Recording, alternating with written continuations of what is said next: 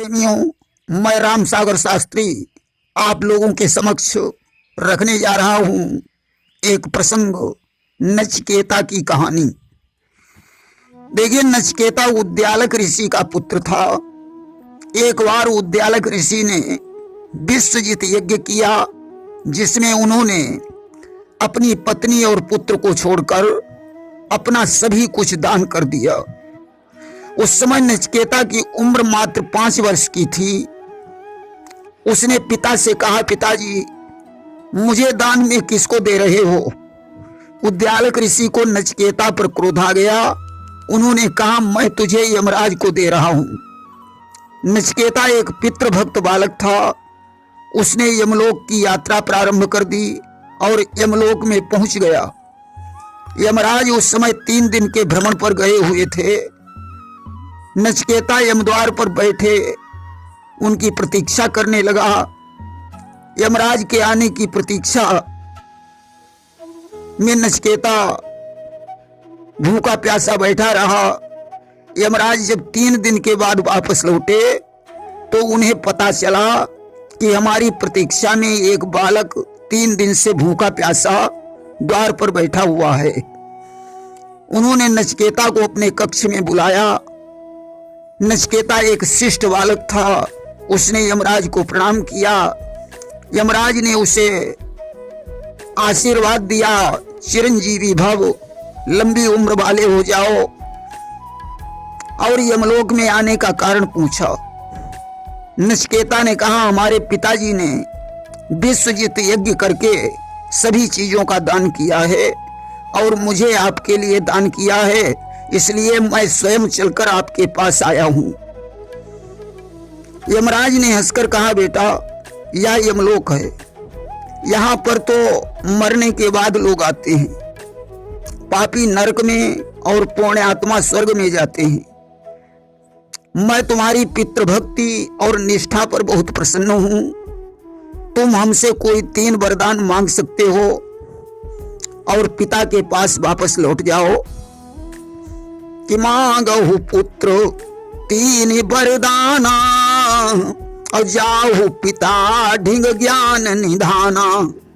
नचिकेता ने कहा, मेरे पिता मुझ पर क्रोधित हैं। अब हम वहां जाएंगे तो शायद वो मुझे स्वीकार नहीं करेंगे, इसलिए पहला वरदान यह दीजिए कि पिताजी मुझे स्वीकार कर लें।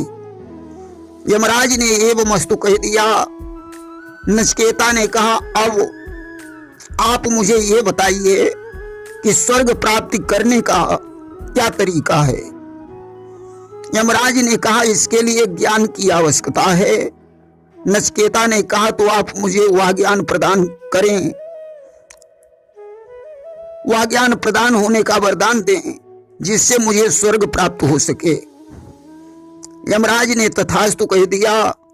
अब नचिकेता ने यमराज से कहा, प्रभु, आप जो मरने जीने की बात कह रहे थे, उस विषय में मैं जानना चाहता हूं कि आत्मा जब अजर अमर है तो मृत्यु का क्या रहस्य है? मृत्यु के बाद जीव का क्या होता है?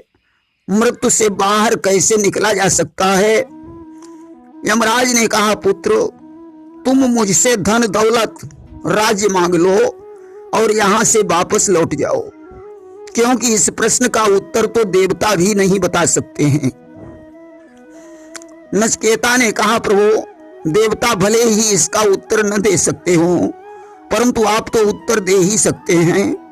यमराज ने कहा, पुत्र, अगर तुम नहीं मानते हो तो इसके उत्तर की खोज करने में मुझे 1 महीने का समय लगेगा।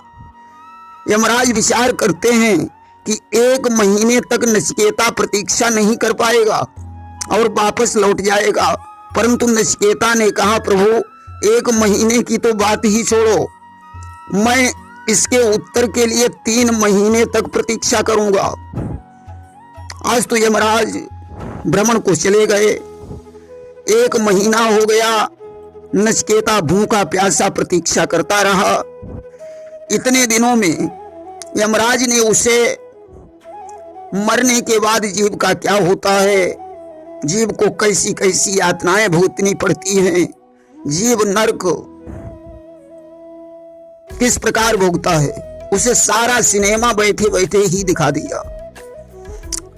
और उसके पास पहुंचकर यमराज ने कहा कि पुत्र, अब तुम्हें सारा ज्ञान हो चुका है, अस्तु तुम पृथ्वी पर जाकर साधना करो और मृत्यु पर विजय प्राप्त करो।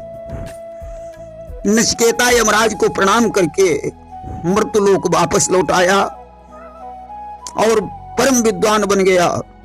देखिए, इस कहानी से यह शिक्षा मिलती है कि मनुष्य की लगन यदि सच्ची है तो उसे मंजिल प्राप्त करने में कोई कठिनता नहीं होती है। इसीलिए कवियों ने लिखा है कि काम हो सकता नहीं जब तक लगन सच्ची न हो, मुक्ति मिल सकती नहीं जब तक हृदय भक्ति न हो। प्रेम से बोलिए वृंदावन बिहारी लाल की जय।